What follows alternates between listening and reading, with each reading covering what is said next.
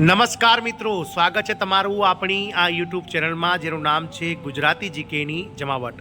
તો દેશભરના કરોડો કર્મચારીઓ કે જેઓ સરકાર સામે મિત્રો કોરોના સમયગાળા દરમિયાન એટલે કે 1 જાન્યુઆરી 2020થી લઈ અને 30 જૂન 2021 સુધી 18 મહિના સુધી જે ડીએડીઆરના જે 3 એરિયસ રોકવામાં આવ્યા હતા તેના કુલ 34,500 કરોડ રૂપિયા જે સરકાર દ્વારા દબાવવામાં આવ્યા છે તે સરકાર પાસે મેળવવા માટે મીટ માંડીને આ કર્મચારીઓ સરકાર સમક્ષ બેઠા છે। પરંતુ સરકાર દ્વારા દર વખતે આ કર્મચારીઓને નિરાશા આપવામાં આવે છે।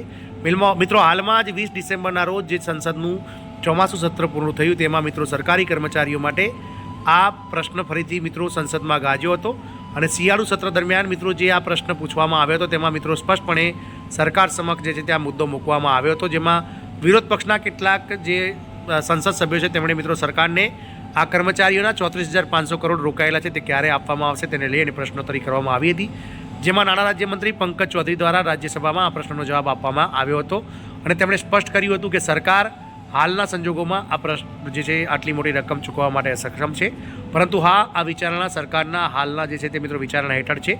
ક્યારેક ને ક્યારેક સરકાર આ બાબતે ચોક્કસ નિર્ણય કરી શકશે તેવું તેમણે જણાવ્યું હતું। તો જાણીએ વિડીયોમાં વિગતવાર કે 18 મહિનાના બાકી નીકળતા ડીએડીઆરના એરિયસને લઈ અને સરકારી કર્મચારીઓને શું આગામી બજેટ 2025માં શુભ સમાચાર મળી શકશે કે નહીં, અને જેસીએમના સચિવ એટલે સેક્રેટરી શિવગોપાલ મિશ્રા દ્વારા શર્મા દ્વારા સરકારને શું વિનંતી કરવામાં આવી છે આ 18 મહિનાના રોકવામાં આવેલ ડીએ એરિયસને લઈ તમામ માહિતી સાથે આજના વિડીયોમાં ઉપલબ્ધ છે।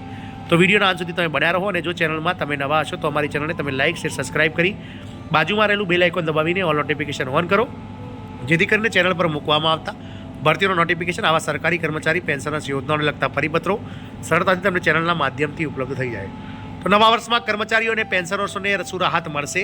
શું સરકાર બજેટ 2025માં એટલે કે 1 ફેબ્રુઆરી 2025ના રોજ જે વર્ષ 2025-26નું પૂર્ણ કદનું બજેટ રજૂ થશે તેમાં આ કોરોના સમયે જે રોકવામાં આવ્યું હતું 18 મહિનાનું ડીએ એરિયસ તેને જે રિલીઝ કરવામાં આવશે તેના વિશે આજના વિડીયોમાં આપણે થોડી ચર્ચા કરીએ। આપ સૌ જાણો છો તે પ્રમાણે જ્યારે સમગ્ર વિશ્વ કોવિડ-19 એટલે કે કોરોનાની જે વિકટ પરિસ્થિતિ સામે ઝઝૂમી રહ્યો હતો ત્યારે ભારત સરકારે ખૂબ જ ઉત્કૃષ્ટ કામગીરી કરી અને જે છે તે દેશને 6 મહિનાની અંદર બેઠો કર્યો હતો।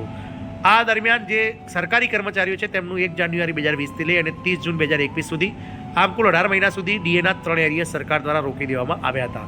ત્યારબાદ 1 જુલાઈ 2021થી એક સાથે 11% મોંઘવારી ભથ્થું સરકાર દ્વારા વધારી આપવામાં આવ્યું હતું, પરંતુ 18 મહિના સુધી કેન્દ્ર સરકાર અને વિવિધ રાજ્ય સરકારના કર્મચારી પેન્શનર્સો પણ સરકારની સાથે ખભે ખભો મિલાવીને ઊભા હતા અને તેમણે પણ મિત્રો 18 મહિના સુધી ડીએડીઆર્સના જે હપ્તા હતા એરિયસ છે જે ઇન્ક્રીમેન્ટ છે તે જતા કર્યા હતા, પરંતુ જ્યારે હવે સરકારની આર્થિક સ્થિતિ સારું થઈ ગઈ છે અને 3 વર્ષ જેટલો સમયગાળો હવે વીતી ગયો છે ત્યારે આ કર્મચારીઓ પણ સરકારને જે છે તે મિત્રો વિવિધ કર્મચારી યુનિયન પેન્શનર્સ યુનિયન આ કોરોના સમયે રોકવામાં આવેલ 18 મહિનાના ડીએડીઆરના એરિયસના હપ્તા જે છે તે રિલીઝ કરવાની માંગ કરી રહ્યા છીએ।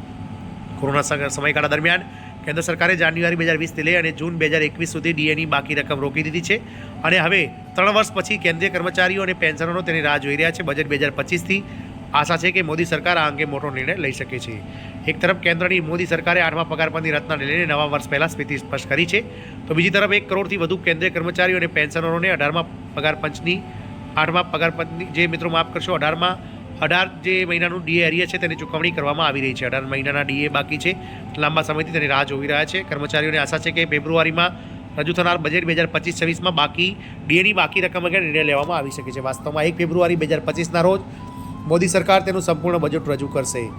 માનનીય નાણામંત્રી શ્રીમતી નિર્મલા સીતારામન દ્વારા રીક્રમી 8મી વખત આ કેન્દ્રીય બજેટ રજૂ કરવામાં આવશે। દરેક વર્ગને આ બજેટ પાસેથી ઘણી અપેક્ષાઓ છે। કર્મચારીઓને એવી આશા છે કે મોદી સરકાર આ બજેટમાં જુલાઈ 1 જાન્યુઆરી 2020થી લઈ અને 30 જૂન 2021 સુધીના ડીએની બાકી રકમ અંગે નિર્ણય લઈ શકે છે। જોઈન્ટ કન્સલ્ટેટિવ મિશનરી એટલે કે જેસીએમના સચિવ શિવગોપાલ મિશ્રાએ પણ આ અંગે કેન્દ્ર સરકારને ઘણી વખત વિનંતી કરી છે। કર્મચારી સંગઠનના અધિકારીઓનું માનવું છે કે સરકાર આ વર્ષના અંત સુધીમાં બાકી રકમ પર વિચાર કરી શકે છે। જો કે સરકાર તરફથી હજુ સુધી આ અંગે કોઈ સત્તાવાર નિવેદન બહાર પાડવામાં આવ્યું નથી, પરંતુ આ ચર્ચાઓએ 3 વર્ષ પછી કર્મચારીઓને થોડી આશા જન્માવી છે। નેશનલ કાઉન્સિલ ઓફ જેસીએમના શિવગોપાલ મિશ્રા કહે છે કે લેવલ 1ના કર્મચારીઓનો ડીએ એરિયસ 11,880થી લઈ અને 37,554 રૂપિયા વચ્ચે છે।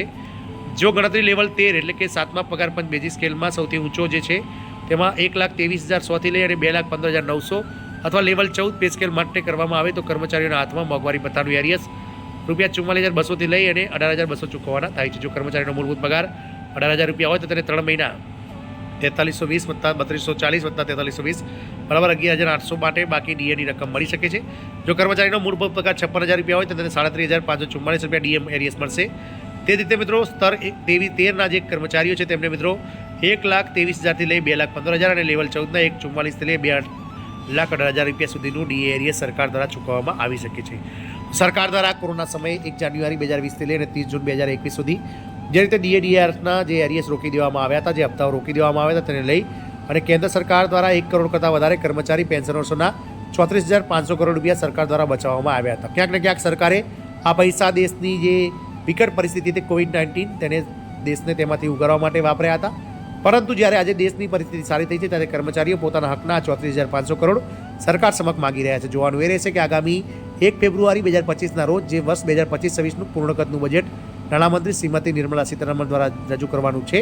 તો આ બજેટમાં ક્યાંક ને ક્યાંક આ 18 મહિનાનું ડીએડીઆરના જે રોકવામાં આવેલ એરિયસને લઈ અને સરકાર જાહેરાત કરે અને આ કર્મચારીઓના 34,500 કરોડ સરકાર તેમના હકના છે તો તેમને પરત કરે તેવી આશા છે. જય હિન્દ, અસ્તુ.